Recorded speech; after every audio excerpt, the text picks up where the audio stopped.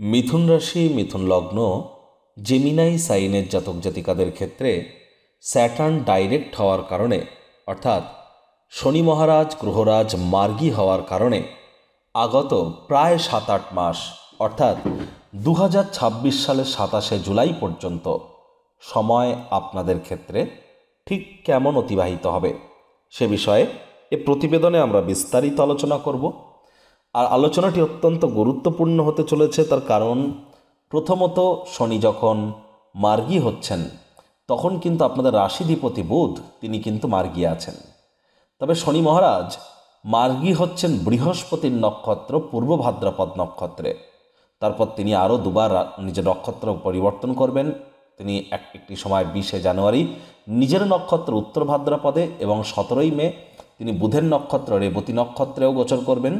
তাহলে শনি মার্গী হচ্ছেন আপনাদের কেন্দ্রীয় স্থান কর্মস্থানে, আর গুরু বৃহস্পতি অতিচারী উচ্চস্থ এবং বক্রী হয়েছেন। আবার এই 5ই ডিসেম্বরই কিন্তু তিনি আপনাদের রাশিতেও পরিবর্তন গোচর করতে চলেছেন এবং আপনাদের রাশিতেই তিনি থাকবেন 2026 সালের 2রা জুন পর্যন্ত। তাহলে স্কিপ না করে পুরোটাই শুনুন যদি ভিডিওটির প্রকৃত মর্মার্থ আপনারা উপলব্ধি করতে চান। পরিশেষে যেমন প্রতিকার নিয়ে আলোচনায় থাকি তেমনটি তো আছি। আলোচনাটি ইন জেনারেল হবে, অর্থাৎ এই পৃথিবীতে যতজন মিথুন রাশির জাতক জাতিকা আছেন তাদের প্রত্যেকের জন্যই আলোচনা। আপনি চাইলে আপনার ব্যক্তিগত গণনা এনি টাইম আমাদের দ্বারাই করাতেই পারেন। এর জন্য স্ক্রিনে আমরা নাম্বার দিয়ে থাকি। শনিবার রবিবার অফিসে এসে ফেস টু ফেস সাক্ষাৎ করতে পারেন অথবা by phone any time consultancy আপনারা নিতেই পারেন। তো চলুন আলোচনায় প্রবেশ করা যাক। মিথুন রাশি মিথুন লগ্ন জেমিনাই সাইনের জাতক জাতিকারা কালপুরুষের রাশি চক্র অনুযায়ী 3য়তম রাশির আন্ডারে আপনারা পড়েন। আপনাদের রাশির মালিককে গ্রহদের যুবরাজ বুধ।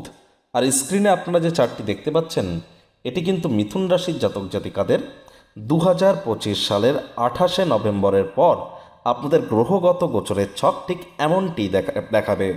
কারণ শনি মহারাজ 2025 সালের 28শে নভেম্বর তিনি মার্গী হয়েছেন, আর তিনি মার্গী অবস্থানেই থাকবেন 2026 সালের 27শে জুলাই সোমবার ভোর রাত 1:25 পর্যন্ত, প্রায় 7 থেকে 8 বছর। তারপর তিনি আবার বক্রী হবেন 27শে জুলাই 2026-এর পর একটানা 138 দিনের জন্য। এবার দেখুন শনি মহারাজ শাস্ত্রমতে তিনি একজন দেবতা হওয়া সত্ত্বেও বেদিক জ্যোতিষে তাকে কিন্তু নেগেটিভ প্ল্যানেট হিসাবেই আখ্যা দেওয়া হয়েছে বেদিক জ্যোতিষে। এমনকি লাল কিতাবেও পণ্ডিত রূপচাঁদ যোশীজি শনি রাহু কেতু 3টি গ্রহকেই নেগেটিভ প্ল্যানেট বা পাপিয়োকা টলি বলে আখ্যা দিয়েছেন। তাহলে শনি মহারাজ দেবতা হওয়া সত্ত্বেও একটি নেগেটিভ প্ল্যানেট, আর এতদিন বক্রী ছিলেন, তাহলে নেগেটিভিটির মাত্রা বৃদ্ধি পেয়েছিল। এবার তিনি মার্গী হয়েছেন, কিছুটা হলেও পজিটিভিটি বাড়তে চলেছে, এ বিষয়ে কোনো সন্দেহের অবকাশ কিন্তু নেই। এবার দেখুন শনি মহারাজ বৈদিক জ্যোতিষশাস্ত্র অনুযায়ী এবং অরিজিনাল শাস্ত্র অনুযায়ী তাকে কিন্তু আমরা ন্যায়াধীশ, দণ্ডাধিকারী এবং কর্মফলদাতা হিসেবে চিনি। অর্থাৎ যেমন কর্ম করবেন তেমন ফলই তিনি প্রদান করতে চলেছেন। কর্মাণ্যেবাধিকারস্তে মা ফলেষু কদাচন মা কর্মফল হেতু ভূর্মাত্মে সঙ্গহস্ত কর্মাণি। তাহলে কর্মপ্রধান কিন্তু তিনি, এটি কিন্তু অত্যন্ত গুরুত্বপূর্ণ। শনি মহারাজের 3টি দৃষ্টি আছে, 3য়, 7ম এবং 10ম দৃষ্টি। যে গৃহে আরোপিত হয় সেই গৃহে তিনি নেগেটিভ ইম্প্যাক্টই বর্ষণ করে থাকেন ইন জেনারেল, ব্যতিক্রমও আছে। আর শনি মহারাজ যে গৃহে অবস্থান করেন সেই গৃহে তিনি মজবুতিই প্রদান করেন। আর রাহুকে বলা হয়েছে শনিবৎ রাহু, কারণ রাহু সর্বদাই শনির ন্যায় আচরণ করে।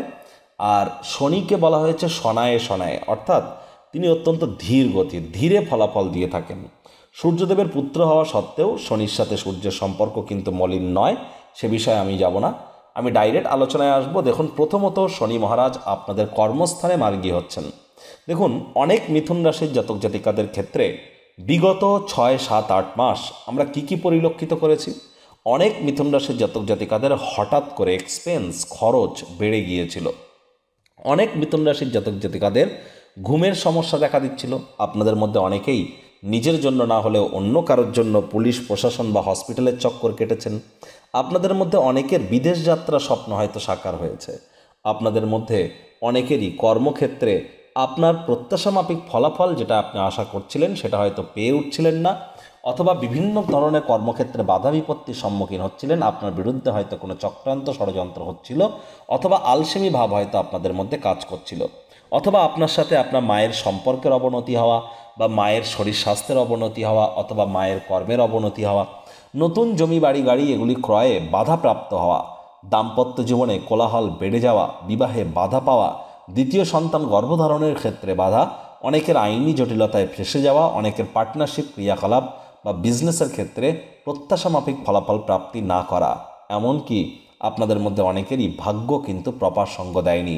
অনেকের পিতারও শরীর স্বাস্থ্যের অবনতি হয়েছে, পিতার কর্মের অবনতি হয়েছে, অথবা পিতার সাথে সম্পর্কের অবনতি হয়েছে। অনেকে হয়তো পুরনো দিনের বন্ধুবান্ধব নাতি নাতনিদেরকে মিস করেছেন।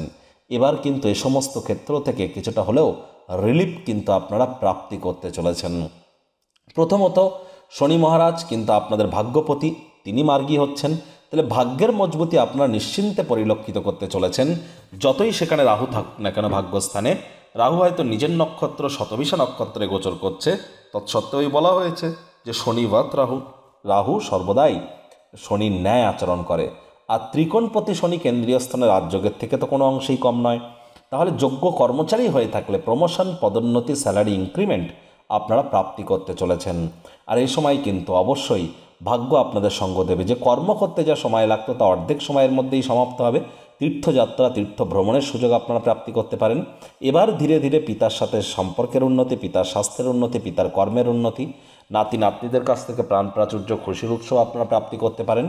তবে হায়ার স্টাডিজ যারা করছেন তাদের পড়াশোনায় মনোযোগ একটু বৃদ্ধি করতে বলবো। আর পিতার যদি শরীর স্বাস্থ্যের অবনতি হয় তাহলে বলবো আপনারা অবশ্যই নিজেদের বাস্তুকে একবার চেক করিয়ে নেবেন। দেখুন, শনি মহারাজের তৃতীয় দৃষ্টি কিন্তু এখনও থাকতে চলেছে কোথায়? আপনাদের 12th হাউসে, যার ফলস্বরূপ বাজেটকে, খরচকে আপনাদেরকে এখনও কিন্তু নিয়ন্ত্রণের মধ্যে রাখতে হবে।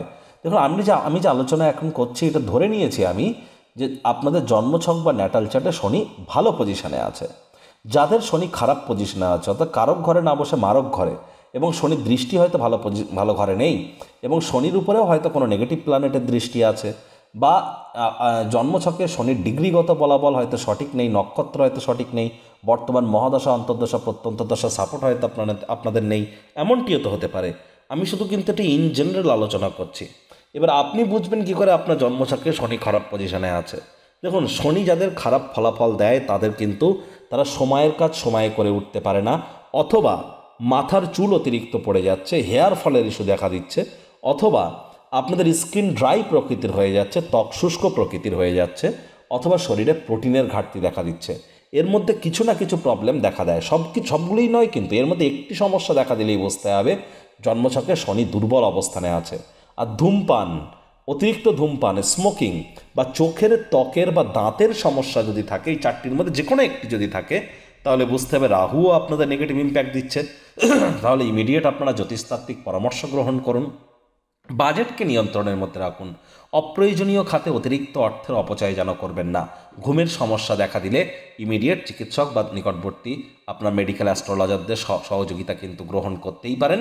আর শনি মহারাজের পূর্ণ দৃষ্টি যেহেতু আপনাদের কিন্তু থাকতে চলেছে আপনাদের সুখভাবে, তাহলে আমি তো হাইলি রেকমেন্ড করবো আপনাদেরকে নতুন জমি বাড়ি গাড়ি এগুলি ক্রয় করার আগে খুব প্রিকশন নিয়ে করুন। আর এ সময় মায়ের শরীর স্বাস্থ্যের দিকে খুব খেয়াল রাখুন। মায়ের সাথে সম্পর্কের দিকেও এখনও নজর আপনাদেরকে দিতে হবে। ছোটোখাটো রোগশোক দেখা দিলে ইমিডিয়েট চিকিৎসকের পরামর্শ নিন। নিজে থেকে মেডিসিন কিনে খেতে যাবেন না, মেডিসিনের উপরে নির্ভরশীলতা বেড়ে যেতে পারে। শনি মহারাজের অন্তিম দৃষ্টি, দশম দৃষ্টি আপনাদের সপ্তমভাবে থাকলেও 5ই ডিসেম্বর গুরু বৃহস্পতি নিজের নক্ষত্র পুনর্বসু নক্ষত্রে তিনি কিন্তু আপনাদের রাশিতে গোচর করে গিয়ে পূর্ণ দৃষ্টি দিয়ে আপনাদের সপ্তম ভাবকে দেখবেন, সপ্তমপতি অর্থাৎ বৃহস্পতি নিজের ঘরকে দেখতে চলেছে। শনির দৃষ্টি থাকা সত্ত্বেও বৃহস্পতির এই দৃষ্টি শুভত্বের মাত্রাকে বৃদ্ধি করবে, যদিও তিনি বক্রী, তৎসত্ত্বেও অর্থাৎ শিক্ষার্থী বিদ্যার্থীদের জন্য 5ই ডিসেম্বরের পর থেকে 2রা জুন পর্যন্ত সময় সুযোগ বেটার পরিগণিত হতে চলেছে। অবিবাহিত যারা আছেন, বিবাহের যোগ্য হয়ে থাকলে বিয়ের যোগ এবার তৈরি হবে। বিজনেসম্যানেরাও লাভান্বিত হবেন। আদালত, কোর্টে কোনো কেস পেন্ডিং থেকে থাকলে কোর্ট বা আদালতের বাইরেই মামলার নিষ্পত্তি আপনারা করে নেবেন, এটি আপনাদের ক্ষেত্রে বেটার। পেটের সমস্যা, বদহজমের প্রবলেম যদি থেকে থাকে সেদিকে একটু নজর প্রদান করুন।